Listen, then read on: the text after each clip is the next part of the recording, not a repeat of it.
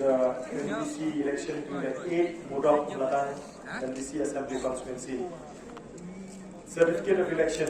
I, Returning Officer of Gentle Hills Autonomous District Council's election constituency number 8 Moodop, Umladang in the state of Meghalaya, hereby certify that on the 24th day of February 2025, declare Shri Thombor Shiwat of 8 Moodop, Umladang, who have been duly elected from the said constituency to be a member of the Gentle Hills Autonomous District Council.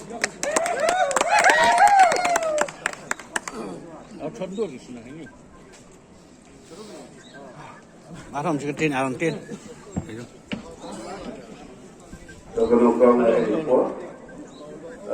Ada declare apa kata